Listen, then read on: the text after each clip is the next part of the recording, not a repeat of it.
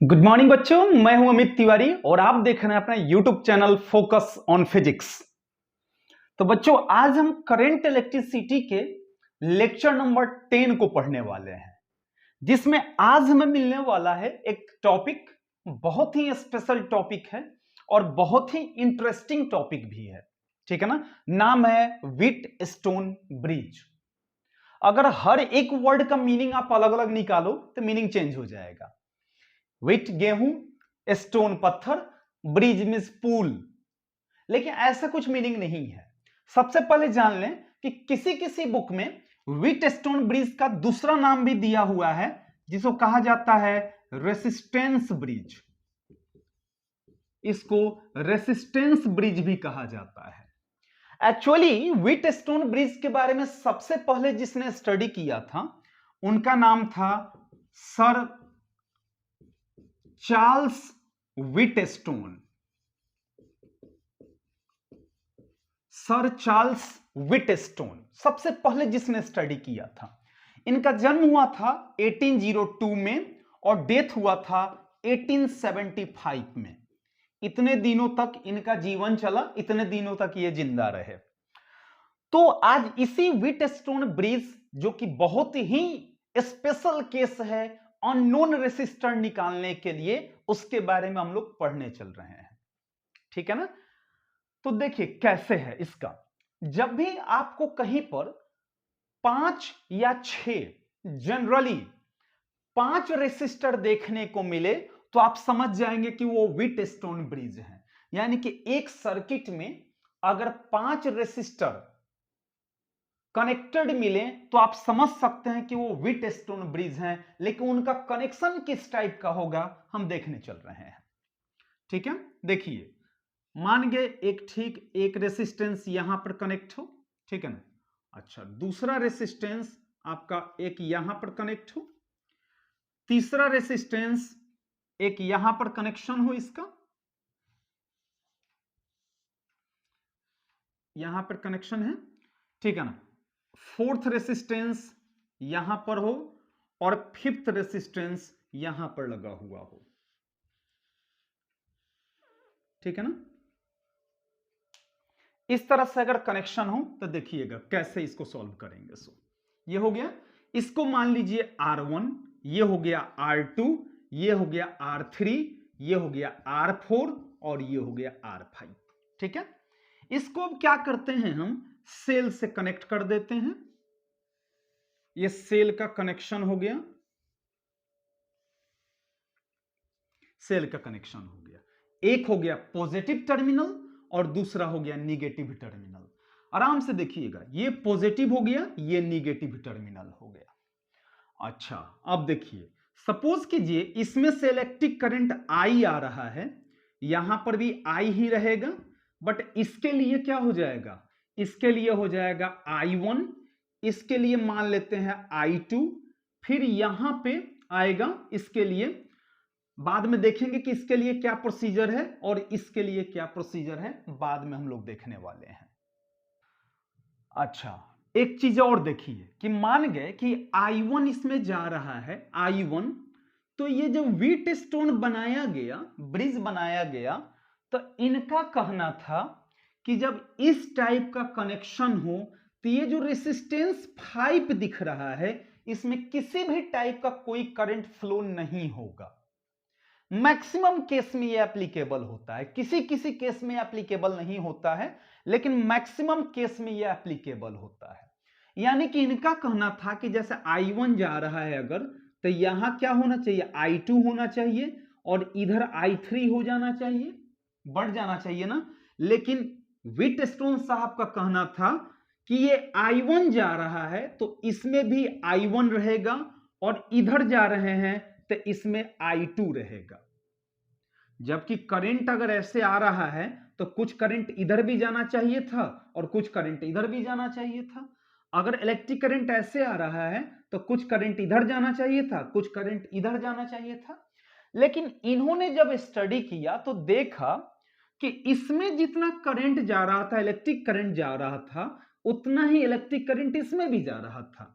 इसमें जितना electric current flow हो रहा था, इसमें भी उतना ही इलेक्ट्रिक करंट फ्लो हो रहा था और ये बीच वाले को कोई भी इलेक्ट्रिक करंट नहीं मिल पा रहा था। तो इलेक्ट्रिक करंट नहीं मिलने का मतलब कि इस पॉइंट और इस पॉइंट यानी कि इस सर्किट के लिए, इस वायर के लिए पोटेंशियल डिफरेंस कितना था? 0 था, तभी इलेक्ट्रिक करंट नहीं मिल पा रहा था उसे।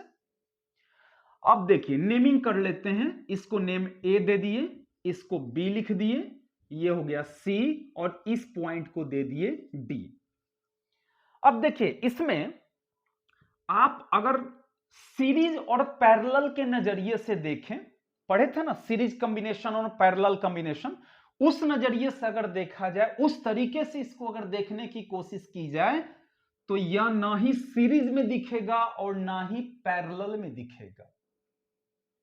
तो जब इस टाइप का कनेक्शन हो और आप कंफ्यूज्ड हो कि ये सीरीज में है या पैरेलल में है, ना ही सीरीज का प्रॉपर्टी आपको देखने को मिल रहा हो और ना ही पैरेलल का प्रॉपर्टी आपको देखने का मिल रहा हो, तो आप समझ जाएंगे कि वो व्हीटस्टोन ब्रिज है, यानी कि रेसिस्टेंस ब्रिज का नियम लागू होने वाला है वहां पर। आई बात समझ में? तो अगर वोल्टेज इसमें भी जा रहा है, सपोज कीजिए यहां पर वोल्टेज भी गया, इसमें वोल्टेज भी गया, तो इसके और इसके बीच का अगर पोटेंशियल डिफरेंस निकाला जाए, अगर B का और D का वोल्टेज सेम हो जाए, पोटेंशियल सेम हो जाए, तो इस दोनों के बीच का अगर पोटेंशियल डिफरेंस निकालें तो कितना होगा? 0 होगा। और जब इस दोनों के बीच का पोटेंशियल डिफरेंस 0 मिल जाए तो आप समझ सकते हैं कि वहां पर इलेक्ट्रिक करंट कितना होगा? 0 होगा, यानी कि इस रेसिस्टर को इलेक्ट्रिक करंट फ्लो नहीं हो रहा है।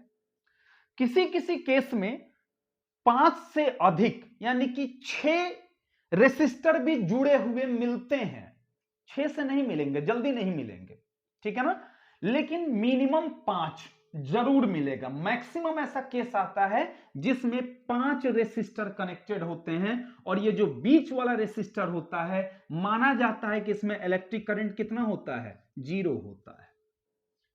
यानी कैसे लिख सकते हैं व्हीटस्टोन ब्रिज के थ्रू कि द पोटेंशियल डिफरेंस, देखिएगा ध्यान से, the potential difference across the mid resistor, the potential difference across the mid resistor will be 0। कितना होगा? मिड रेसिस्टर का पोटेंशियल कितना होगा? पोटेंशियल डिफरेंस कितना होगा? 0 होगा। Then this type of arrangement is called balanced Wheatstone bridge, called balanced Wheatstone bridge। Unbalanced Wheatstone bridge भी होता है, लेकिन फिलहाल अभी हम लोग देख रहे हैं बैलेंस्ड व्हीटस्टोन ब्रिज। जब मिड रेसिस्टर में पोटेंशियल डिफरेंस 0 हो जाए, यानी कि यहां पर पोटेंशियल डिफरेंस कितना हो जाएगा? 0 हो गया, तो इलेक्ट्रिक करंट भी 0 हो गया और इस टाइप के अरेंजमेंट को, रेसिस्टर के अरेंजमेंट को बैलेंस्ड व्हीटस्टोन ब्रिज कहा जाता है। आई बात समझ में कि जो ये जो मिड रेसिस्टर हैं, मिड रेसिस्टर में जो पोटेंशियल डिफरेंस होंगे वो कितना होंगे? 0 होंगे। और जब पोटेंशियल डिफरेंस 0 होगा तो इलेक्ट्रिक करंट भी कितना हो जाएगा? 0 हो जाएगा। अब इसका कुछ प्रूफ देखते हैं। ये तो स्टेटमेंट हो गया, ये फॉर्मूला देखते हैं, कुछ प्रूफ देखते हैं। हमको जब इस टाइप का कॉम्बिनेशन हो तो आप क्या करेंगे? इसको सॉल्व करने के लिए आप यूज करेंगे R1 by R2, R1 by R2 is equal to R3 by R4। R1 by R2 is equal to R3 by R4। अच्छा, जब आपको समझ में नहीं आए कि व्हीटस्टोन ब्रिज है या नहीं है, तो एक सिंपल सा आप काम कर सकते हैं। आप क्या करें कि R1 बाई R2 कर दें, इज इक्वल टू R3/R4 कर दें, यानी कि R1/R2 करें। जनरली ऐसे पता लगा सकते हैं ट्रिक के हिसाब से, हो सकता है कि कहीं कहीं काम ना करे, लेकिन मैक्सिमम केस में काम कर जाएगा। R1/R2 निकाल दें, फिर R3/R4 निकाल दें। तो अगर R1/R2 का वैल्यू R3/R4 के वैल्यू से मिल रहा हो तो आप उसे कह सकते हैं कि वो व्हीटस्टोन ब्रिज है। लेकिन दिक्कत क्या होता है कि कभी कभी क्वेश्चन दे देता है कि R1 देता है, R2 दे देगा, R3 दे देगा और कहेगा कि R4 निकालो। तो जब तक R4 पता नहीं होगा तब तक आप चेक भी नहीं कर सकते हैं। तो जब R1 R2 दिया रहे, R3 दिया रहे और इस टाइप का कॉम्बिनेशन हो तो आप ये वाला फॉर्मूला यूज करके बना सकते हैं, इसे सॉल्व कर सकते हैं आप। अब चलिए कुछ प्रूफ देख लेते हैं कि ये फॉर्मूला कैसे आएगा। सो ध्यान दीजिएगा प्रूफ में, अगर A से B की तरफ चलें, यहां पर वोल्टेज V आया, सपोज कीजिए यहां पर वोल्टेज V आया और कुछ देर के लिए मान लेते हैं कि इस सर्किट में भी गया और इस सर्किट में भी क्या आया, V आया। समझना, इस सर्किट में भी गया और इस सर्किट में क्या आया, V आया। ठीक है ना। तो अगर हम लिखें, देखना VA minus VC, VA minus VB, ठीक है ना, VA में से VB को माइनस कर रहे हैं, यानी कि इस दोनों के बीच का पोटेंशियल डिफरेंस निकाल रहे हैं। तो पोटेंशियल डिफरेंस का फॉर्मूला होता है क्या, V इक्वल टू IR होता है ओम्स लॉ को, इसको लिख सकते हैं हम, IR लिखा जा सकता है। तो इसको हमने लिख दिया VA minus VB is equal to IR। तो I के बदले में कितना है, I1 है, और R के बदले में कितना है, R1 है। लिख दिया हमने, इक्वेशन फर्स्ट माना हमने। अब हम क्या करते हैं, A और D का निकालते हैं। तो लिख सकते हैं VA minus VD is equal to कितना हो जाएगा, I2 और कितना हो गया, R2 हो गया। तो इसको लिख सकते हैं I2 और R2, इक्वेशन सेकंड हो गया। अब इसमें जितना वोल्टेज जाएगा इसमें भी उतना ही वोल्टेज जाएगा, यानी कि लिख सकते हैं hence VA minus VB is equal to VA minus VD, यानी कि इसका पोटेंशियल डिफरेंस और इसका पोटेंशियल डिफरेंस क्या हो जाएगा, इक्वल हो जाएगा। यानी कि लिखा जा सकता है I1 R1 is equal to I2 R2, यानी कि I1 by I2 is equal to R2 by R1। हमने लिख दिया इसे। अब हमारे पास मिल गया, इसको समथिंग मान लीजिए, सपोज कीजिए इसको इक्वेशन थर्ड मान लेते हैं। ठीक है ना। देखना, अब चलते हैं इधर बारी, इधर में तो लिखते हैं हम VB माइनस कितना, VC इज इक्वल टू कितना हो जाएगा, I1 R3 हो जाएगा। तो I1 R3, यहां पर I3 मत लिखिएगा, क्यों, क्योंकि इसमें I1 जा रहा है तो इसमें भी I1 जाएगा, क्योंकि इसमें तो करंट सप्लाई हो ही नहीं रहा है ना। तो सारे करंट जितना अगर 2 एम्पियर जा रहा है तो इसमें भी कितना चला जाएगा, 2 एम्पियर चला जाएगा। उसी तरह लिख सकते हैं इसको भी VD और माइनस कितना, VC is equal to I2 और R4। अब क्या होगा, इसका पोटेंशियल डिफरेंस और इसका पोटेंशियल डिफरेंस इक्वल होगा, यानी कि इतना इज इक्वल टू इतना होगा, यानी कि VB minus VC is equal to लिख सकते हैं हम VD माइनस कितना हो जाएगा, VC हो जाएगा, यानी कि I1 R3 is equal to I2 R4। अगर इसको सॉल्व करें तो लिखा जा सकता है I1 by I2 is equal to R4 by R3। ये हो गया आपका इक्वेशन 4। अब लिख सकते हैं हम यहां पर कि from equation third and equation 4, equation third और फोर्थ से, तो थर्ड का LHS कितना है, I1 बाई I2 है, और 4 का भी LHS कितना है, I1 बाई I2 है। तो जब LHS इक्वल होगा तो RHS भी इक्वल होगा, यानी कि लिखा जा सकता है R2 by R1 is equal to R4 by कितना, R3। पलट देते हैं, इसको लिख दीजिए R1 by R2 is equal to R3 by R4। ये फॉर्मूला डिराइव हो गया। आप जो फॉर्मूला खोज रहे थे वो फॉर्मूला मिल गया। ये वाला फॉर्मूला हमें यहां पर डिराइव हो गया। बड़ा आसान तरीके से इसको सॉर्ट आउट किया जा सकता है। पहले इसका पोटेंशियल डिफरेंस निकाल लीजिए, इसका पोटेंशियल डिफरेंस निकाल लीजिए। तो इसका पोटेंशियल डिफरेंस I1R1 हो जाएगा और इसका पोटेंशियल डिफरेंस I2R2 हो जाएगा।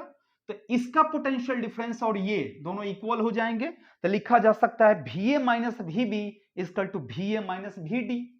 VA minus VB is equal to VA minus VD। Same उसी तरह से इधर भी चले अगर तो लिख सकते हैं हम VB minus VC is equal to VD minus VC। VB minus VC is equal to VD minus VC। फिर इससे ये रिजल्ट आ गया। क्योंकि दोनों का LHS क्या था, सेम था, तो हमने इक्वेशन 3 और 4 से ये वाला फॉर्मूला सामने ला करके रख दिया। तो इस तरह से व्हीटस्टोन ब्रिज का आसान सा फॉर्मूला जनरेट होगा जिसको आपने सॉल्व कर लिया। यहां पर बहुत ही आसान है। इसका न्यूमेरिकल 4-5 देखेंगे, मजा आएगा बनाने में इसका न्यूमेरिकल को। आज का लेक्चर काफी छोटा होगा और काफी आसान भी है। क्लियर हुआ? इस पर कुछ न्यूमेरिकल देखते हैं। ये वाला क्लियर रखिएगा, R1/R2 इक्वल टू R3/R4, लेकिन किसके लिए होता है? ये बैलेंस्ड व्हीटस्टोन ब्रिज के लिए होता है। यहां पर लिखा है मैंने called balanced Wheatstone bridge. Balanced Wheatstone bridge के लिए एप्लीकेबल होता है। अनबैलेंस्ड के लिए ये एप्लीकेबल नहीं होगा, उसके लिए दूसरा नियम चलेगा, बाद में देखा जाएगा। अभी फिलहाल हमको बैलेंस्ड व्हीटस्टोन ब्रिज पढ़ना है, जिसके बारे में आपको बता दिया गया। अब मिटा रहे हैं इसे हम, ठीक है।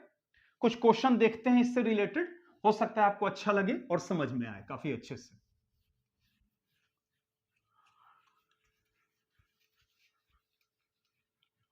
बहुत आसान टॉपिक है। कुछ न्यूमेरिकल देख लेते हैं, 4-5 टाइप का न्यूमेरिकल देख लेते हैं। उसके बाद हम लोग इसका एक एप्लीकेशन पढ़ लेंगे। एप्लीकेशन क्या है इसका? मीटर ब्रिज, ठीक है ना। उसको भी हम लोग क्या करेंगे, कंप्लीट कर लेंगे आज इसी में।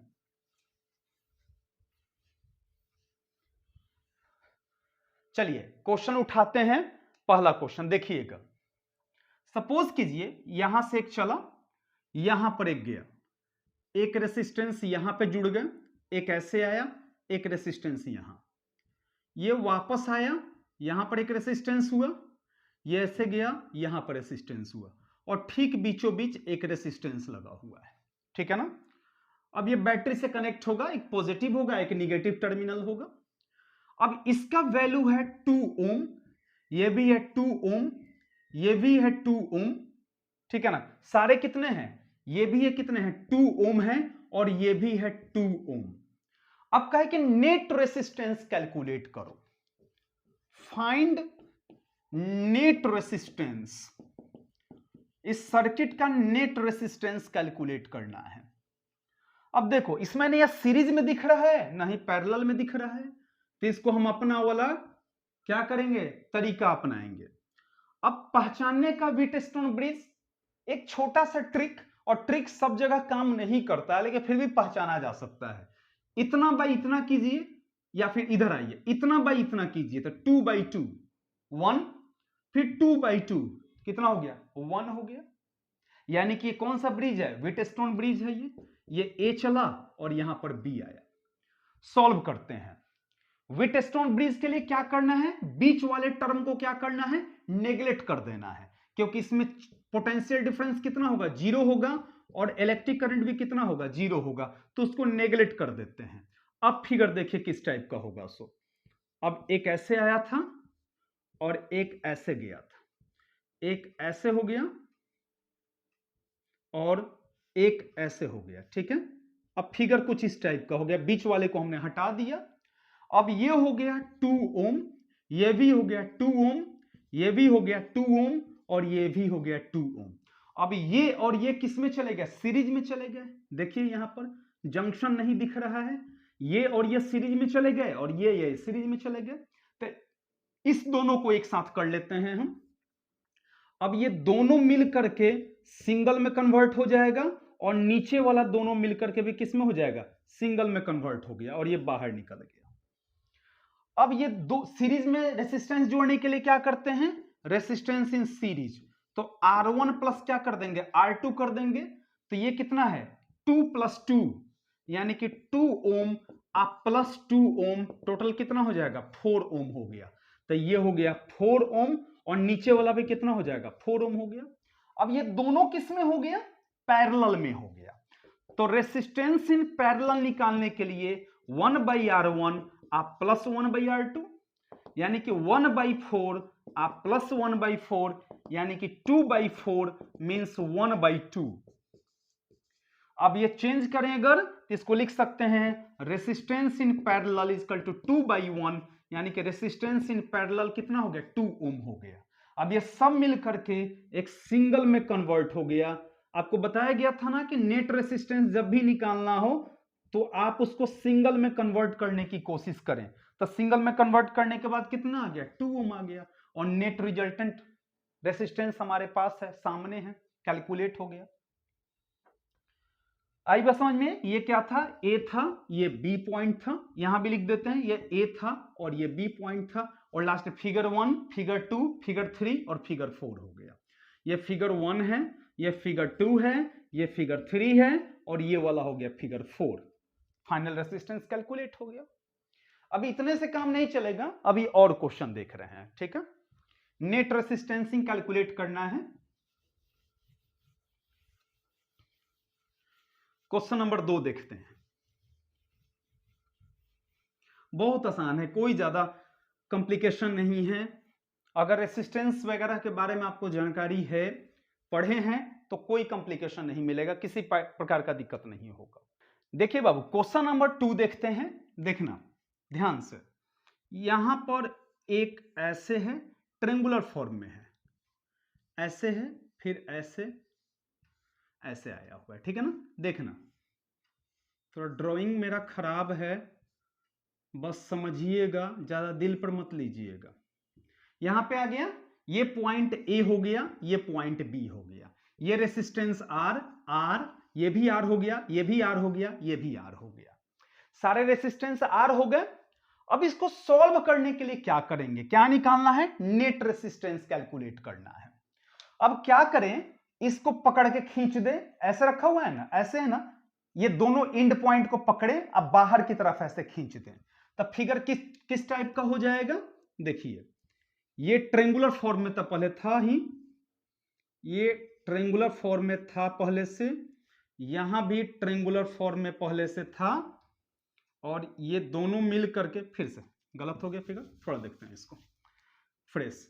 ये हो गया, फिर यहां पर एक ऐसे हो गया, फिर एक यहां पर ऐसे हो गया। अब क्या करना है, इसको पकड़ के बाहर खींच देना है, तो बी आ गया बाहर और ये ए चला जाएगा बाहर, तो ए ऐसे आ गया, ये लाइन है ना, ये पॉइंट यहां है, तो सपोज कीजिए पॉइंट यहां आ गया, बाहर आ गया ना। अब ये वाला लाइन, ये दिख रहा है ना, ये वाला यहां कनेक्ट हो गया। जब बाहर आप करेंगे, ऐसे है ना, ऐसे जब बाहर करेंगे तो ऐसे हो जाएगा, और ये वाला ऐसे हो जाएगा, यह है ना, ऐसे समझो, ऐसे है ना, ये बाहर किया गया है, ऐसे हो जाएगा। तो यहां पर एक रेसिस्टेंस ये कनेक्ट हो जाएगा और एक रेसिस्टेंस यहां पे आ जाएगा, ठीक है ना। तो ये हो गया आर, ये भी आर, ये भी आर, ये भी आर, ये भी आर। तो 1 2 3 4 5 रेसिस्टेंस जुड़े हैं, तो ये बीच वाले को क्या करेंगे, हम नेग्लेक्ट कर देंगे, तब बीच वाला खत्म हो गया। तब किस टाइप का फिगर हो जाएगा, ये खत्म, तो हमारे पास फिगर कुछ इस टाइप का हो जाएगा। देखिए ऐसे, फिर एक ऐसे गया था, एक नीचे ऐसे आया था, फिर एक ऐसे आया था और एक ऐसे चला गया था, ये बी बाहर, ये ए है और ये क्या है, बी है, बाहर चला गया। रेसिस्टेंस आर हो गए, आर हो गया, ये भी आर हो गया, ये भी आर हो गया। अब ये और ये मिलकर के क्या बना दिया बाबू, सीरीज बना दिया ना, और ये मिलकर क्या बना दिया, सीरीज बना दिया। ऑलरेडी पहले लेक्चर अपलोड हो चुके हैं सीरीज और पैरेलल के लिए, तो अगर आपको दिक्कत हो रहा है कि सीरीज क्या है, पैरेलल क्या है, तो वहां पे जाके देख सकते हैं। देखिए यहां से इलेक्ट्रिक करंट आया, 2 भाग में बटा, तो ये इसको जितना करंट मिलेगा उतना इसको भी मिलेगा, तो ये सीरीज में हो गया। ये वाला जो पाथ हो गया सीरीज में हो गया, और ये वाला जो पाथ हो गया सीरीज में हो गया। तो सीरीज में निकालने के लिए क्या करते हैं, R1 प्लस R2 कर देते हैं, तो R प्लस R कितना हो जाएगा, 2R हो गया। ये दोनों मिलकर के एक सिंगल में कन्वर्ट हो गया। अब ये A था, अब ये सिंगल में कन्वर्ट हो गया और नीचे वाला भी किस में कन्वर्ट हो गया, नीचे वाला भी सिंगल में कन्वर्ट हो गया, ठीक है ना, हो गया। तो ये हो गया 2r और ये भी कितना हो जाएगा 2r हो जाएगा, सीरीज में जोड़ेंगे तो 2r। अब ये दोनों किस में हो गया, पैरेलल में हो गया। तो रेसिस्टेंस इन पैरेलल निकालने का फॉर्मूला होता है 1/r1 आप प्लस 1/r2, तो 1/2r और प्लस 1/2r, तो ये हो जाएगा 2/2r यानी कि 1/r। तो 1 रेसिस्टेंस इन पैरेलल 1/r आया, इसलिए रेसिस्टेंस इन पैरेलल कितना हो जाएगा, r हो जाएगा। अब ये दोनों एक साथ कंबाइन हो गया और ये सिंगल में कन्वर्ट हो गया, ये हो गया a और ये हो गया b और इसका आंसर हो गया कितना r, ये r हो गया। बड़ा सिंपल तरीके से इस फिगर को ऐसे बनाया हमने, इस फिगर को ऐसे बनाया हमने, फिर इस फिगर को ऐसे बनाया हमने, फिर इस फिगर को ऐसे बना दिया। ये फिगर नंबर 1 है, ये फिगर नंबर 2 है, ये फिगर नंबर 3 है, ये फिगर नंबर 4 है और ये फिगर नंबर 5 है। 5 भाग में बांट करके इसको हमने बना दिया। चलिए गुड, नेक्स्ट देखते हैं तीसरा क्वेश्चन। थोड़ा सा है थर्ड क्वेश्चन, वो भी इंपॉर्टेंट है और लास्ट का तो खैर बहुत ही बेहतरीन है, उससे कंसेप्ट आपका पूरा क्लियर हो जाएगा। और हाँ, सीरीज और पैरेलल थोड़ी सी दिक्कत अगर हो रही हो तो आप प्लेलिस्ट में चले जाएंगे, चैप्टर 3 ओपन करेंगे, वहां पर आपको मिल जाएगा, ठीक है ना। चलिए नेक्स्ट हम लोग देखते हैं, क्वेश्चन नंबर 3 की तरफ बढ़ते हैं, ठीक है। देखिए कैसे, इसको यहां से कोई सर्किट आया, देखना एक रेसिस्टेंस यहां, एक रेसिस्टेंस यहां और एक रेसिस्टेंस यहां जुड़ गया, ठीक है ना। अब देखिए अब क्या हुआ, एक यहां से चला, एक रेसिस्टेंस यहां कनेक्ट हुआ और यहां पे आ गया, दूसरा यहां से चला और रेसिस्टेंस कनेक्ट हुआ और यहां पे आ गया। ये हो गया पॉइंट ए और ये हो गया पॉइंट बी। इसका वैल्यू है, ये जो है इसका वैल्यू है 1 ओम, ये है 2 ओम, ये है 10 ओम, ये है 4 ओम और ये है 2 ओम। अब इसका कह रहा है कि इक्विवेलेंट रेसिस्टेंस कैलकुलेट कीजिए, यानी कि नेट रेसिस्टेंस कैलकुलेट कीजिए। अब थोड़ा सा बहुत ही कॉम्प्लिकेशन दिख रहा है, बहुत ही कॉम्प्लिकेटेड स्ट्रक्चर दिख रहा है, इसको सॉल्व करने की हम लोग कोशिश करते हैं। कैसे, देखिए अब ये ना ही सीरीज में दिख रहा है और ना ही पैरेलल में दिख रहा है, और 1 2 3 4 5 हैं, तो किस में हो जाएंगे, व्हीटस्टोन ब्रिज से इसको सॉल्व करने की कोशिश करेंगे। अब समझ में आ गया होगा किसका नाम रेसिस्टेंस ब्रिज क्यों रखा गया। यह सीरीज पैरेलल जब समझ में नहीं आता है तो यह नियम लागू होता है, जो कि नेट रेसिस्टेंस या एक अननोन कोई रेसिस्टेंस को आप कैलकुलेट कर सकते हैं। अब इसको थोड़ा सा स्ट्रक्चर रीस्ट्रक्चर करने की कोशिश, रीस्ट्रक्ट करने की कोशिश कर रहे हैं, इसको फिर से दूसरा फिगर बनाने की कोशिश कर रहे हैं, ठीक है ना, रिकंस्ट्रक्शन करने की कोशिश कर रहे हैं। देखिएगा यहां से पॉइंट ए चला, देखना सपोज कीजिए यहां से पॉइंट ए चला, यहां पे वोल्टेज भी हुआ और जहां खत्म हुआ वहां वोल्टेज कितना हो जाएगा, 0 हो गया। अब देखो ये वोल्टेज भी चला, इसमें भी मिला, इसमें भी, यहां तक तो भी आएगा, लेकिन जैसे ही रेसिस्टर यूज करेगा वोल्टेज यहां चेंज होना स्टार्ट हो जाएगा, यानी कि सब के लिए चेंज होना, आगे बढ़ेगा, जितना आगे बढ़ेगा वोल्टेज चेंज होना शुरू हो जाएगा। अब ये भी हो गया, ये 0 हो गया। अब अगर भी बढ़ता, आगे बढ़ता, अगर ये नहीं रहता, अगर ये रेसिस्टर नहीं रहता तो यहां पर भी ही होता, ये भी और ये भी हो जाता। फिर यहां से अगर कोई चलता है, यहां से अगर जैसे यहां से 0 है ना, ये 0 आया, 0 आया, लेकिन यहां पर रेसिस्टर है तो इस टर्मिनल को 0 हम नहीं मान सकते हैं, तो क्या करते हैं, नेमिंग कर देते हैं, इसका नाम देते हैं C, ठीक है ना, और इसका एक और का नाम देते हैं, इसका नाम दे दिए D। अब देखिए ये A है तो ये A लेके चले, तब मान गए कि ये पॉइंट A है।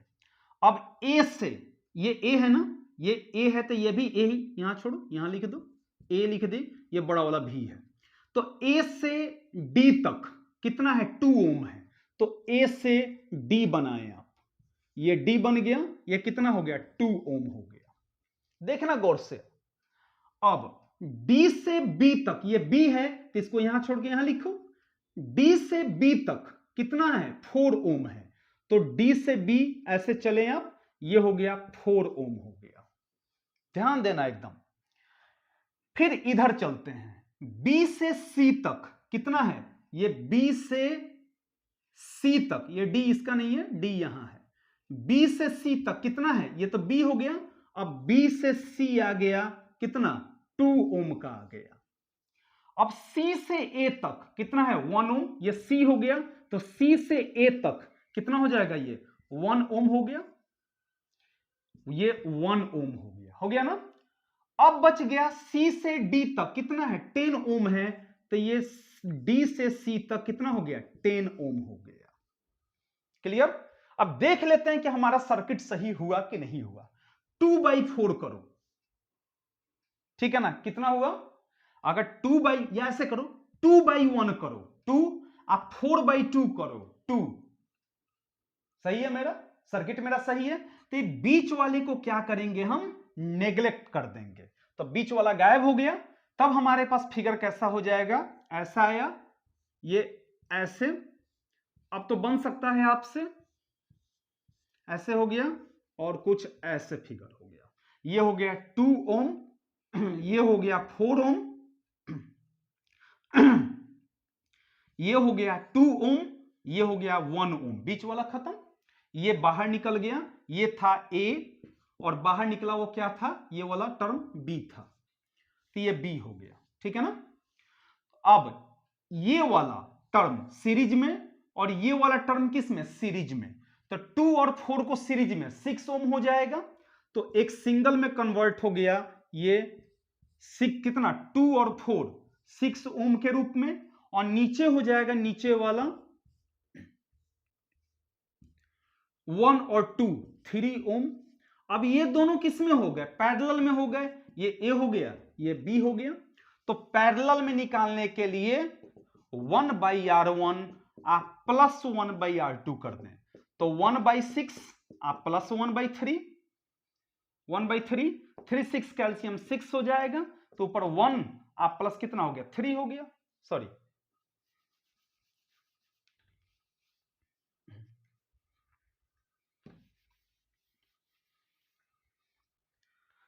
अब रेसिस्टेंस इन पैरेलल निकालने के लिए 1/R1 और 1/R2 कर दें, तो 1 बाई रेसिस्टेंस इन पैरेलल, तो 1/6 आप +1/3, 6 3 कैल्शियम 6 हो गया, 6 में 6 से 1, 6 में 3 से 2, यानी कि 3/6 मीन्स 1/2, तो 1 बाई रेसिस्टेंस इन पैरेलल 1/2 आया, इसलिए रेसिस्टेंस इन पैरेलल कितना हो गया 2 ओम हो गया, यानी कि दोनों ये सिंगल में कन्वर्ट होकर के ये 2 ओम हो गया, ये A था और ये कितना था B था। तो ये हो गया फिगर नंबर 1, ये हो गया फिगर नंबर 2, ये हो गया फिगर नंबर 3, ये हो गया फिगर नंबर 4 और लास्ट में फिगर नंबर 5, सॉरी 6 नहीं, एक बीच का गायब हो गया 5, 1 2 3 4 और 5, 5 तरीके से इसको सॉल्व किया जा सकता है, मतलब एक फिगर को 5 तरीके से कंस्ट्रक्ट करके तब सॉल्व करेंगे।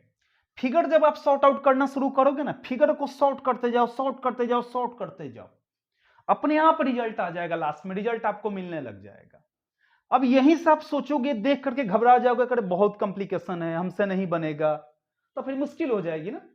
जब पैरेलल और सीरीज आपको नहीं समझ में आने लग जाए, सोच लो कि कहां पे जा रहा है, ये जा रहा है व्हीटस्टोन ब्रिज में, और हम सीधा कंस्ट्रक्ट करने की कोशिश करेंगे व्हीटस्टोन ब्रिज का। चलिए एक और बेहतरीन क्वेश्चन इसका देखते हैं, न्यूमेरिकल में ही, जो IIT में पूछा गया क्वेश्चन है, ठीक है ना, उसको सॉल्व करते हैं, बहुत अच्छा लगेगा उसको सॉल्व करके। वो सॉल्व कर लो, समझो कि आपका आज का लेक्चर कामयाब रहा, आपने अच्छा पढ़ा आज का क्लास। चलिए शुरू करते हैं आप, ठीक है ना। सपोज कीजिए यहां से एक सर्किट निकल रहा है, देखना ध्यान से एकदम, इसका वोल्टेज है 6.5 वोल्ट, यहां से गया, यहां पर 2 ओम निकला हुआ है, यहां से एक सर्किट है, एक यहां पर है, और ये दोनों एक दूसरे से कनेक्ट हैं, यहां पर रेसिस्टेंस नहीं है।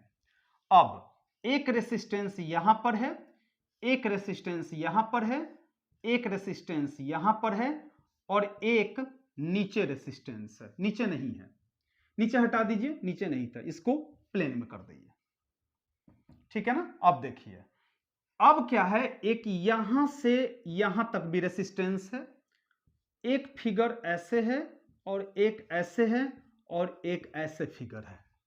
हो गया ना कॉम्प्लिकेशन।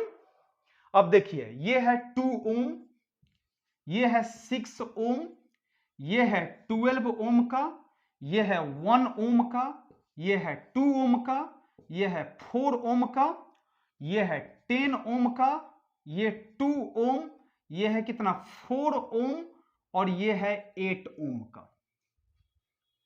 दिख रहा है फिगर। क्वेश्चन में कह रहा है कि find I for electric current across 2 ohm resistor. Find I across 2 ohm resistor, यानी कि इस 2 ओम का जो रेसिस्टर है उससे इलेक्ट्रिक करंट निकालना है। अब इसके लिए तो हर एक रेसिस्टेंस को निकालना होगा। चलिए फिगर को रिकंस्ट्रक्ट करने की कोशिश करते हैं, रीड्रॉ करने की कोशिश करते हैं। देखिए यहां से चला, ये नीचे वाला, एकदम आराम से समझो, कोई जल्दीबाजी नहीं है। यहां से गया 2 ओम, यहां से नीचे आया 6 ओम, यहां से आया एक और रेसिस्टेंस और यहां से प्लेन है, कोई रेसिस्टेंस नहीं है। यह है यहां पर 2 ओम, यह है 6 ओम, यह है 12 ओम, यह है कितना 6.5 वोल्ट। अब आप कहोगे कि सर 1 2 3 4 5, तो 8 ओम को गायब कर देते हैं, हुआ ना। अगर सबको भूल जाए हम, केवल ये वाला ट्रायंगल ले ले हम, ये वाला सबको भूल जाइए, सिर्फ ई वाला ट्रायंगल लेकर के चलिए, तो 1 2 3 4 और 5, तो बीच वाले को नेग्लेक्ट करेंगे। नेग्लेक्ट कैसे करेंगे, सोचना पड़ेगा ना कि उसको नेग्लेक्ट किया जाए कि नहीं किया जाए। अब 1/2 कीजिए, ठीक है ना, इसको इससे डिवाइड कीजिए, कितना होगा 1/2, 2 में 4 से डिवाइड कीजिए, तो 2/4 यानी कि कितना आ गया 1/2, तो ये 1/2 और ये भी 1/2। जब इतना बाई इतना इज इक्वल टू इतना बाई इतना आ जाए तो फिफ्थ वाले को क्या करेंगे, हम नेग्लेक्ट कर देंगे, हटा देंगे उसको।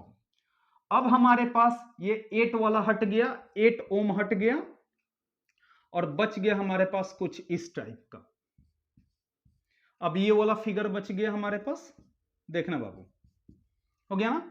अब हमारे पास बच गया ये कितना 1 ओम का, ये हो गया 2 ओम का, ये हो गया 4 ओम का, ये हो गया कितना 4 ओम का, नहीं सॉरी, ये है 10 ओम का, ये है 10 ओम का, और ये 2 और 4 रहेगा ना साथ में, ये तो 10 ओम हो गया ना।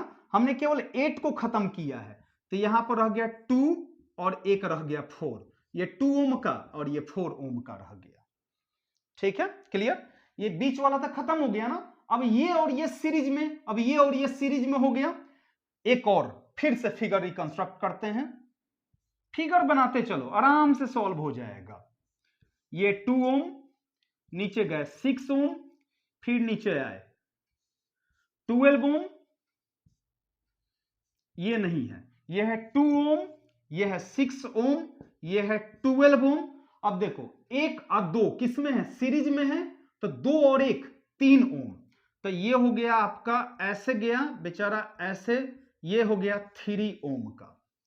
फिर 2 और 4 किस में है, सीरीज में है, तो 2 और 4 कितना हो जाएगा 6 हो गया। खैर यहां से नीचे आया ये 2 ओम, ये नीचे आया 2 और 1 तो खत्म हो गया। अब क्या बच गया, सिर्फ नीचे बच गया। तो नीचे आते हैं, यहां पर 4 ओम लेकर के आते हैं, ये हो गया 4 ओम, ये बीच में है 10 ओम का, तो यहां पर खींचते हैं, ये हो गया 10 ओम का, और 2 और 4 मिलके क्या बना दिया है 6 ओम बना दिया है, तो ये हो गया 6 ओम का। समझो कॉम्प्लिकेशन है लेकिन समझ में आ जाएगा। 1 और 2 मिलके 3 बना दिया, 2 और 4 मिलकर 6 बना दिया, 10 ओम है तो 10 ओम, 4 ओम है तो 4 ओम, ये 12 ओम है तो 12 ओम, 6 ओम है तो 6 ओम। ठीक है ना, यहां पर ये कितना हो गया, ये हो गया 6 ओम हो गया। अब 3 और 6, अब तुम कहोगे कि सर 1 2 3 4 4 ही है तो इसको नेग्लेक्ट नहीं कर सकते हैं हम, 5 होना चाहिए ना। तो इस फिगर में 1 2 3 4 ही दिख रहा है इस वाले फिगर में, तो नेग्लेक्ट नहीं करेंगे। अब 3 और 6 किस में है, पैरेलल में है, तो उसको सॉल्व कर लेते हैं। तो 1/3 1/6, 6 3 कैल्शियम 6 हो जाएगा, और 3 2 + 1 यानी कि 3/6, 1/2 और उलट देंगे तो 2 ओम हो गया, यानी कि 3 और 6 मिलकर 2 ओम बना दिया। अब फिगर देखिए फिर कुछ चेंज हुआ, फिगर बनाते चले, 2 ओम, ये हो गया 6 ओम, ये हो गया 12 ओम, कुछ नहीं है, 2 ओम, 6 ओम, 12 ओम। अब 6 और 3 मिलकर कितना बना दिया है, 2 बना दिया है। अब एक सिंगल में कन्वर्ट हो गया 2 ओम, ये नीचे यहां से है 10 ओम, ठीक है ना, नीचे है 4 ओम और नीचे कुछ नहीं है। ठीक है ना, ये कितना है, 4 ओम है। अब देखते हैं बाबू, 1 2 3 4 5, 1 2 3 4 5। अब ये सोचना है कि इस 10 ओम को नेग्लेक्ट किया जाए या नहीं किया जाए। देख लेते हैं, 2/4 कीजिए, तो 2/4 करेंगे तो कितना आएगा, 1/2 आएगा। 6/12 करेंगे, 6/12 करेंगे तो भी 1/2 आएगा, यानी कि 10 को क्या किया जा सकता है, नेग्लेक्ट किया जा सकता है। तो 10 को नेग्लेक्ट कर दिया गया। अब फिगर देखिए किस टाइप का होगा, सो 10 खत्म, अब कुछ फिगर इस टाइप का हो गया, यहां पे है 2 ओम, यहां पे है 6 ओम, ये नीचे है 12 ओम, ये नहीं है, ये 10 खत्म, तो ये हो गया 2 ओम, 2 ओम, और फिर नीचे हो गया 4 ओम। ठीक है ना, ये हो गया 4 ओम, ये हो गया 2 ओम, ये हो गया 6 ओम, और ये हो गया 12 ओम। क्लियर। अब 2 और 4 मिलके किसमें हो गया, सीरीज में, और 6 और 12 मिलके सीरीज में। अब यहां पर भी 2 ओम है। ठीक है ना, अब देखिए फिर से एक बार फिगर, थोड़ा सा है लंबा तो है, लेकिन फिगर बाय फिगर इसलिए बता रहे हैं कि समझ में आ जाए। 6 और 12 मिलके एक साथ कर लिया, यह हो गया 18 ओम, और 2 और 4 मिलके दूसरा हो गया कितना, 6 ओम, हो गया ना, तो ये हो गया 6 ओम। अब 6 और 18 का पैरेलल में निकाल लेते हैं, तो कितना हो जाएगा, 1/6 आप प्लस 1/18, 18 6 कैल्शियम 18, 18 6 3 + 1 यानी कि 4/18, यानी कि 18/4, तो हो जाएगा 4 4 जा 16 और 4 5 जा कितना हो गया, 4.5 ओम आ गया। ठीक है ना, अब ये दोनों मिल करके किसमें हो गया, अब फिर सिंगल में कन्वर्ट हो गया, यहां पर हो गया 2 ओम और यहां पर हो गया 1, ये हो गया 2 ओम और ये हो गया कितना, ये दोनों मिलकर के कितना आया है, 4.5 आया है, तो 4.5 ओम आया। ये कितना वोल्टेज चला रहा है, 6.55 वोल्ट है। देखिए 6.5 6.5, ये भी 6.5 होगा, यहां पर भी 6.5 वोल्ट होगा, यहां पर भी 6.5 वोल्ट होगा, यहां पर भी 6.5 वोल्ट हो गया। अब 2 और 6 किस में है बाबू, सीरीज में है, तो अब सिंगल में कन्वर्ट हो गया। देखिए अब 2 और 4 6 सिंगल में कन्वर्ट हो गया, जैसे ही सिंगल में कन्वर्ट होगा हम उसको छोड़ देंगे, तो 6.5 ओम और ये हो गया 6.5 वोल्ट। अब यहां बना लेते हैं, भी है 6.5, रेसिस्टेंस है कितना, 6.5 ओम। तो हम जानते हैं कि V = होता है IR और I बराबर होता है V/R। तो V कितना है 6.5 और R कितना है 6.5, कैंसिल, कितना हो गया 1 एम्पियर हो गया, यानी कि इलेक्ट्रिक करंट कितना सप्लाई हो रहा है इसमें, ये 1 एम्पियर का इलेक्ट्रिक करंट इसमें सप्लाई हो रहा है। इतना रिकंस्ट्रक्ट करना पड़ेगा तब जाकर के आप फाइनल पहुंच पाए। फिगर से इसलिए समझाने की कोशिश किए हैं कि पार्ट बाय पार्ट अगर तोड़ते चलें तो आपको शायद काफी अच्छे से समझ में आ सकता है। इसलिए फिगर 1, 2, 3, 4, 5, 6, 7 एंड 8, ये फिगर नंबर 1 हो गया, ये फिगर नंबर 2 हो गया, ये फिगर नंबर 3 हो गया, ये 4 हो गया, ये फिगर नंबर 5 हो गया, ये 6 हो गया, ये फिगर नंबर 7 हो गया, और ये लास्ट में फिगर नंबर 8 पर जाके फाइनल हो गया है और 1 एम्पियर मिल गया है। ये सॉल्यूशन है। क्लियर हुआ? 4 न्यूमेरिकल में उम्मीद है कि कुछ तो समझ में आया होगा आप लोगों को, जरूर पूरा विश्वास है कि समझ में आया होगा। चलिए व्हीटस्टोन खत्म करते हैं और इसका एप्लीकेशन देखते हैं। मीटर ब्रिज मिटा रहे हैं, इसे हम मीटर ब्रिज शुरू करने चल रहे हैं हम लोग। इसी पर बेस है, इसी का एप्लीकेशन है, इसी पर वो बेस्ड है, तो उसको पढ़ लेते हैं हम लोग। एक साथ एक टॉपिक निकल जाएगा ना तो अच्छा रहेगा, फिर अलग से उसको लेक्चर में अगर पढ़ते हैं तो फिर इतना समझाना पड़ेगा आपको, तो थोड़ा सा मुश्किल होने लग जाएगा।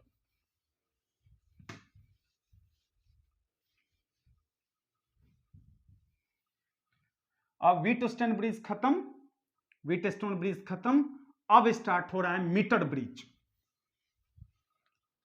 हाँ तो बच्चों चलते हैं, आज का लास्ट टॉपिक पढ़ रहे हैं।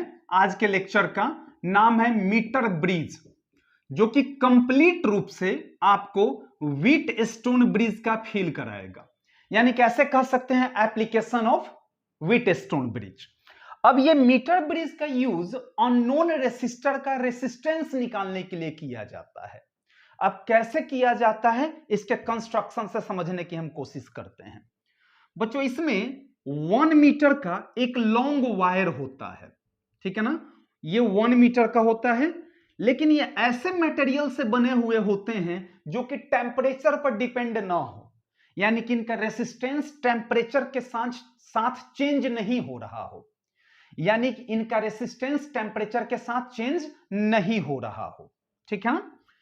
अब देखिए ये जो इसका जो लेंथ है वो होता है 1 मीटर का, यानी कि 100 सेंटीमीटर का, इसी वजह से इसका नाम मीटर ब्रिज रखा गया।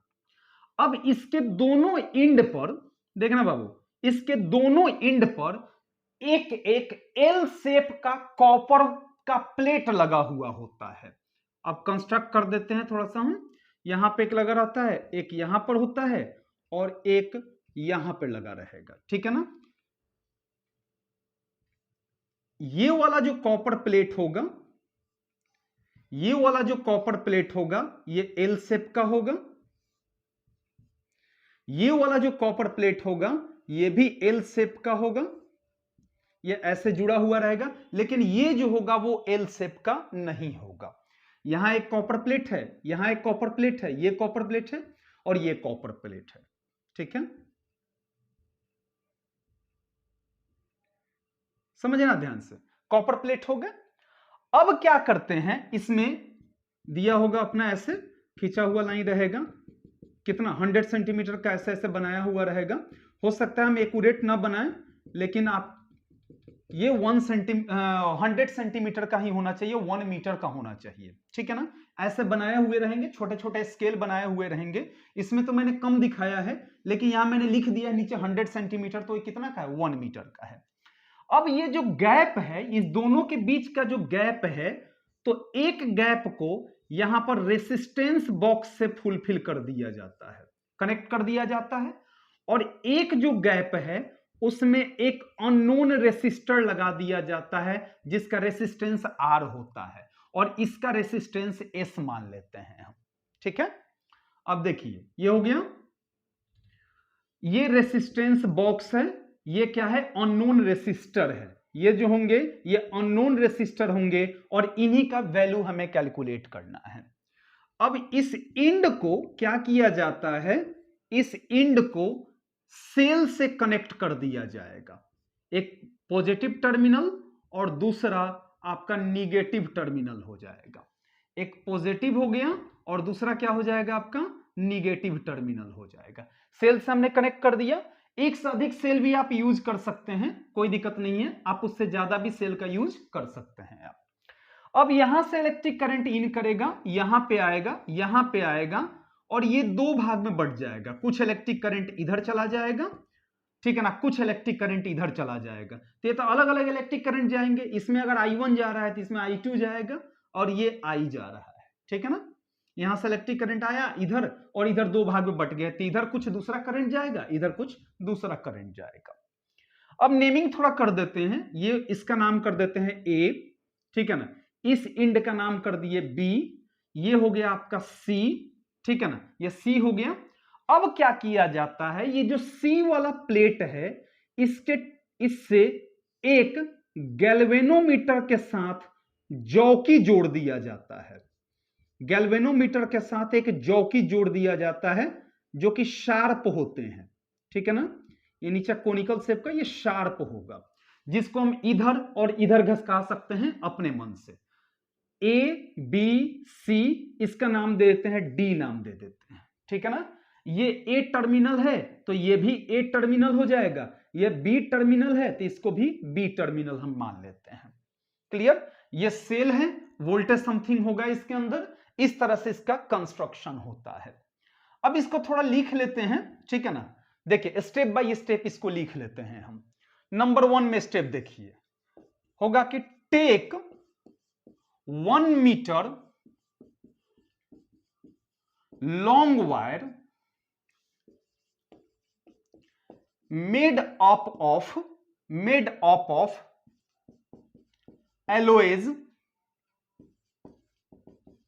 which is not depend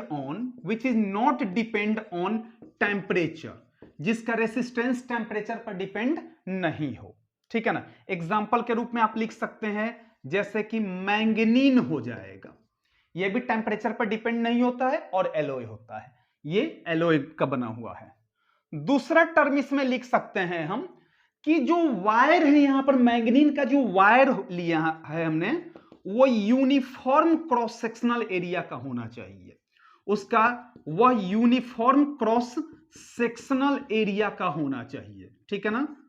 यानी कि यहां की मोटाई बीच में सब जगह क्या होना चाहिए, सेम होना चाहिए।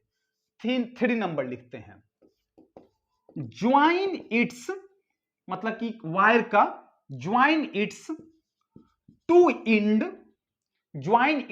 Ends with 2 L shaped copper plate, L shaped copper plate के साथ जोड़ दिया गया 2 L shaped, एक कॉपर प्लेट मान लीजिए, ये C1 हो गया कॉपर प्लेट 1 और ये हो गया कॉपर प्लेट 2, ये जो है सिर्फ कॉपर मान के चलिए, C for copper. 4 number, between these plates, इस L shaped प्लेट के बीच में अनदर प्लेट इज फिक्स्ड, किस चीज का वो भी होना चाहिए, वो भी कॉपर का ही आप यूज करें।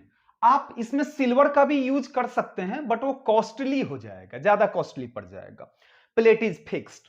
5 नंबर, अब ये सी से क्या जोड़ा गया है, ये डी हटा देते हैं, इसका नाम ज्यादा अच्छा जे कर देते हैं, जे फॉर जॉकी हो जाएगा, इसलिए उसका नाम हमने जे रख दिया। अब होगा क्या कि connect a movable jockey J with plate C, ठीक है ना, किसके साथ, with galvanometer G, galvanometer G के साथ ये मूवेबल जॉकी को क्या किया गया, यहां पर फिक्स कर दिया गया। क्लियर, हमने क्या किया, एक मैंगनीन का वायर लिया, इस मैंगनीन के दोनों एंड के साथ एक एल शेप का कॉपर वायर फिक्स कर दिया हमने। इस दोनों एल शेप्ड कॉपर वायर के बीच में एक कॉपर वायर नहीं, वहां कॉपर प्लेट बोलेंगे, कॉपर प्लेट फिक्स कर दिया हमने। इस दोनों कॉपर प्लेट के बीच में एक कॉपर प्लेट हमने अलग से लगाया जो एल शेप का नहीं था। जो कॉपर प्लेट के बीच में जो गैप्स पड़े हुए थे, तो एक गैप में हमने रेसिस्टेंस बॉक्स फिक्स कर दिया और दूसरे बॉक्स में हमने क्या किया, अननोन रेसिस्टर आर फिक्स कर दिया। अब यहां पर रेसिस्टेंस बॉक्स क्या होता है, सो जैसे कि आप जब आई हॉस्पिटल में जाते हैं कहीं पर अपने आंखों को दिखाने के लिए, तो क्या करता है, एक लोहे का चश्मा लगा देता है और उसमें लेंस लगा करके चेक करता है और दीवार पर कुछ लिखा हुआ रहता है, कहता है पढ़ के दिखाओ। एक से नहीं होता है तो वो हटाता है, फिर दूसरे पावर का यूज करता है, वो हटाता है, फिर दूसरे पावर का यूज करता है। तो जो आपके लिए परफेक्ट होता है, जिसको लगाने के बाद आप कंप्लीट रूप से देख सकते हो, वो आपके लिए परफेक्ट हो गया। सेम टू सेम इस रेसिस्टेंस बॉक्स में डिफरेंट डिफरेंट टाइप के रेसिस्टेंस लगे रहते हैं। जिस रेसिस्टेंस की जरूरत होती है उसको यहां पर लगा करके फिक्स कर दिया जाता है, ठीक है ना। वही रेसिस्टेंस बॉक्स का काम होता है। हमने लिख दिया, अब आगे चलते हैं हम लोग, मिटाएं इसे हम। अब कहानी शुरू होती है इसकी। ये तो हो गया, सब क्लियर हुआ। अब इसकी कहानी शुरू करते हैं। देखिए बाबू, अब मूवेबल जॉकी को हमने इधर या इधर किया, तो हो सकता है अभी तो इसमें डिफ्लेक्शन हो रहा है, अब मूवेबल जॉकी को यहां से हम यहां लेकर के आ गए, ठीक है ना। अब सपोज कीजिए इस मूवेबल जॉकी को हम गैल्वेनोमीटर जी के साथ यहां लेकर के आ गए, ठीक है ना। जब यहां पर हमने इसको रखा, इस मूवेबल जॉकी को लाया हमने, तो यहां पर डिफ्लेक्शन गैल्वेनोमीटर का 0 दिखा रहा था। हो सकता है इधर भी दिखाए, इधर भी दिखाए, कहीं एक ऐसा पॉइंट होगा जहां पर गैल्वेनोमीटर डिफ्लेक्ट नहीं होगा। तो ये इस पॉइंट पर क्या हो जाएगा, नो डिफ्लेक्शन हो रहा है। यहां पर डिफ्लेक्शन क्या हो रहा है, नहीं हो रहा है। गैल्वेनोमीटर में कोई डिफ्लेक्शन नहीं हो रहा है। तो सपोज कीजिए एल से ये पॉइंट, ए से ये पॉइंट एल सेंटीमीटर की दूरी पर है। ए से ये पॉइंट, इस पॉइंट को डी मान लेते हैं, डी पॉइंट एल सेंटीमीटर की दूरी पर है। तो ये एल हो गया, तो ये कितना बच जाएगा, 100 माइनस एल सेंटीमीटर बच जाएगा, ठीक है ना। तो let a point D which is L centimeter from one end A and L minus 100 centimeter from another point B। A से L सेंटीमीटर की दूरी पर है और B से 100 माइनस L सेंटीमीटर की दूरी पर है। Here no deflection in galvanometer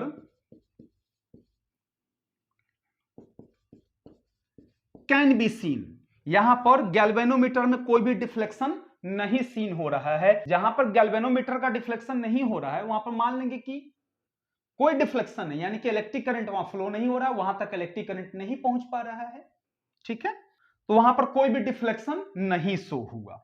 अब इस फिगर को थोड़ा सा रिकंस्ट्रक्ट कर लेते हैं, ठीक है ना। देखिए कैसे रिकंस्ट्रक्ट होगा। यहां पर पॉइंट ए है तो हमने ए लिख दिया, ये पॉइंट ए हो गया। ये ए चला इधर आया तो यहां पर पॉइंट सी मिल गया। अब सी से हम थोड़ा सा आगे बढ़े तो एक पॉइंट हमें बी मिल गया, और बी से जब हम आगे बढ़े तो एक पॉइंट क्या मिल गया, डी मिल गया, जहां पर डिफ्लेक्शन नहीं हो रहा था। अब ए से सी की तरफ चले थे तो एक रेसिस्टेंस बॉक्स मिला था जिसके रेसिस्टेंस को एस माना गया था। सी से बी की तरफ चले थे तो रास्ते में एक अननोन रेसिस्टेंस मिला जिसको आर माना गया था। बी से डी की तरफ चले तो भी एक रेसिस्टेंस मिला, और डी से ए की तरफ चले तो भी हम एक रेसिस्टेंस मिला हमें, ठीक है ना। ये रेसिस्टेंस नहीं पता है, ये रेसिस्टेंस हमें नहीं पता है, ये बी है, और यहां से ए से बी एक सेल के साथ कनेक्ट है। यहां पर एक सेल कनेक्ट कर देते हैं, सेल के साथ कनेक्शन है, ठीक है। अब सी से डी तक भी गैल्वेनोमीटर जुड़े हुए हैं। यहां पर क्या है, गैल्वेनोमीटर है जहां पर डिफ्लेक्शन नहीं हो रहा है। यहां पर जॉकी लगा हुआ है, नीचे जॉकी जे लगा हुआ है यहां पर, ठीक है ना, यहां पर लगे हुए हैं, ठीक है। ये हो गया ना Wheatstone bridge, same to same दिख रहा है ना। तो व्हीटस्टोन ब्रिज क्या कहता है कि ये मिड रेसिस्टर जो है वो इनइफेक्टिव होते हैं और उसको आप हटा सकते हैं। तो इसको हमने हटा दिया तो क्या बच जाएगा, इसको अगर हम हटा रहे हैं तो ये और ये और ये बच जाएगा। तो इसका तो रेसिस्टेंस पता नहीं है, तो मान लेते हैं कि let R be the resistance of wire per unit of length. मतलब कि एक यूनिट, ये वायर के एक यूनिट लेंथ के रेसिस्टेंस को आर मान लिया गया। तो इतने दूर का ए से डी का लेंथ कितना है, एल है, तो एल सेंटीमीटर के लिए रेसिस्टेंस कितना हो जाएगा, आर एल हो जाएगा। और डी से बी तक का लेंथ कितना है, 100 माइनस एल है, तो 100 माइनस एल सेंटीमीटर के लिए आर इंटू 100 माइनस एल हो जाएगा। तो यहां पर लिख देते हैं आर इंटू 100 माइनस एल, और ये जो है कितना है, आर और एल है। क्लियर इतना? अब ऊपर का मिटा रहे हैं इसका हम, ये वाला टर्म। अब इसको सॉल्व करते हैं।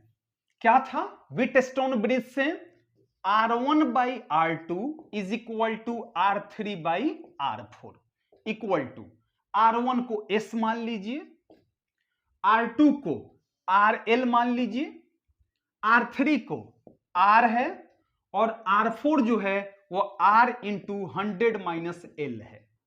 ये R से R कैंसिल, तब बच जाएगा S बाई एल इसका to 100 by R by 100 minus L. तो हमको निकालने क्या है, R निकालना है ना, तो लिख सकते हैं S into 100 minus L by L is equal to कितना हो गया, R हो गया। इसलिए अननोन रेसिस्टेंस R हो गया S इंटू 100 माइनस एल, अब बाई कितना हो गया, L हो गया। ये अननोन रेसिस्टेंस का वैल्यू कैलकुलेट हो गया। S क्या है, रेसिस्टेंस बॉक्स में जितना रेसिस्टेंस यूज किया गया। L क्या है, लेंथ है। कौन सा लेंथ है, जहां पर जॉकी डिफ्लेक्शन, जहां पर जॉकी के द्वारा गैल्वेनोमीटर में डिफ्लेक्शन नहीं दिखाया जा रहा था, वही लेंथ है वायर के एंड पॉइंट से।